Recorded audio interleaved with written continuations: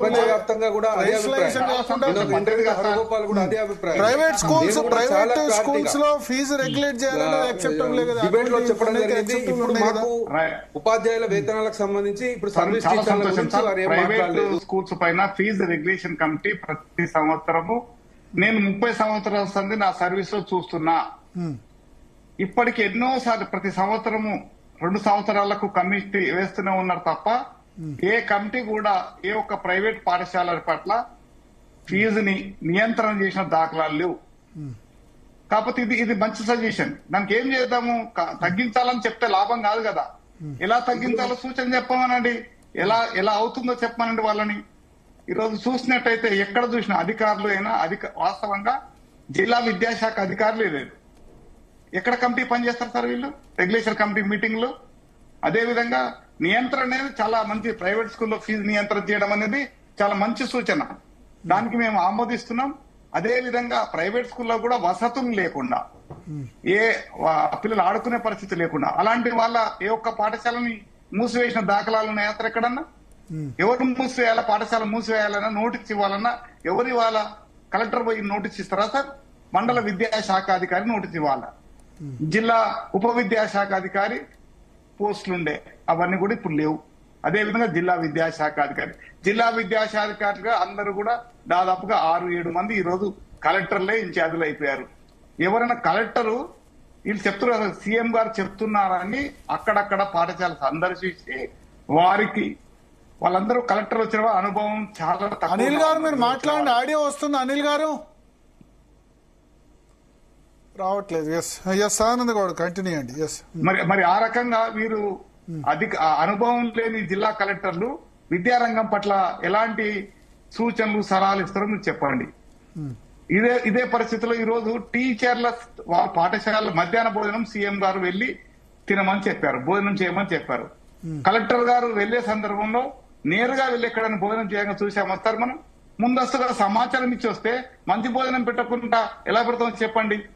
మరి అదే కోణంలో అవునన్నా కాదని ఈ ప్రభుత్వం వచ్చిన తర్వాత ఈ ముఖ్యమంత్రి గారు పాఠశాలలకు కనీస సౌకర్యాల కొరకు కొంత డబ్బులు కేటాయించిన మాట వాస్తవం. అదేవిధంగా గత 5 సంవత్సరాల నుంచి స్కావెంజర్స్ గురించి పెద్ద ఎత్తున పోరాటం చేస్తే కూడా గత ప్రభుత్వము పాఠశాల స్కావెంజర్స్ ఇవ్వలే. కానీ ఈ ప్రభుత్వం వచ్చిన తర్వాత వారు సింగరెడ్డి నిధుల నుంచి డైరెక్ట్ గా స్కావెంజర్స్ ఇచ్చారు. అది కొంచెం బాగా ఉంది ఈరోజు.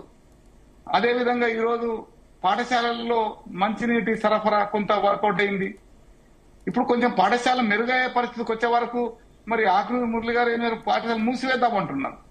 కాకపోతే మీరు అన్నట్టు 1-2 పాఠశాలలు తక్కువ ఉన్నట్టయితే పక్కపక్క గ్రామాలు ఉన్నట్లయితే సర్దుబాటు చేసుకుని రిజిస్ట్రేషన్ చేసుకుని 1 సంవత్సరమా 2 సంవత్సరాల్లో ఆ పాఠశాల పర్యవేక్షిద్దాం. పర్యవేక్షణ అయిన తర్వాత కూడా పాఠశాల అనుకున్న స్థాయిలో మార్పులు రాలేదు, అప్పుడు ఆలోచిద్దాం తప్ప ఇప్పుడే మొత్తం పెద్ద స్కూల్లోకి వెళ్దామంటే అది కష్టంగా ఉండే పరిస్థితి. అదే కోణంలో ఈరోజు గత 25 సంవత్సరాలు వింటున్న మాట మేము ఉచిత కరెంటు పాఠశాలకి ఇవ్వాలన్నాం. ఏ ప్రభుత్వం ఇవ్వాలి గతంలో. ఈ ముఖ్యమంత్రి గారు వచ్చిన తర్వాత కొంచెం మంచి నిర్ణయం తీసుకుని ప్రభుత్వ పాఠశాలలో ఈరోజు కరెంటు కట్టే డబ్బులు చెల్లించే పరిస్థితి నుంచి మినహాయింపు వచ్చేసింది. చాలా సంతోషం, ప్రభుత్వం చేసేదానికి అభినందిస్తున్నారు. కానీ ముఖ్యమంత్రి గారు ఆకునూరి మురళి గారి పైన చాలా ఆశలు పెట్టుకున్నాడు. ఏదో గొప్పటి రిపోర్ట్ ఇస్తారు, చాలా చక్కటి సూచనలు ఇస్తారు, చక్కటి సలహాలు ఇస్తారు, విద్యారంగాన్ని బాగా మార్పు చేస్తారు ఆ కోణంలో ఆలోచించారు. కానీ వారు వారి కమిటీ సభ్యులు కానీ ఆ కోణంలో ఇప్పటికీ మీరు విదేశాలకు వెళ్ళే వియత్నాం అక్కడ క్యూబాకి వెళ్తే లాభం సార్. క్యూబాలో ఎంత ఖర్చు పెడుతున్నారు సార్? వియత్నాంలో ఎంత ఖర్చు పెడతారు? వియత్నాంలో కమ్యూనిస్ట్ పార్టీ అది, వాళ్ళు ఎంత ఖర్చు పెడుతున్నారు? ఆ కోణంలో ఆలోచించాలి మనం. అదే కోణంలో ఈ రోజు ఉన్న పరిస్థితి, మనకు డబ్బులు ఇస్తున్నారు, మనం ఎంత ఖర్చు పెడుతున్నాం, ఆ కోణంలో పరిశీలిస్తే మాత్రమే ఈ పాఠశాలలో బాగుపడతాయి. అదే విధంగా ఉన్న పరిస్థితుల్లో టీచర్లు ఒకప్పటి కన్నా ఇప్పుడు టీచర్ బాగా పనిచేస్తున్నది. అవునన్నా కాదన్నా సత్యం ఇది.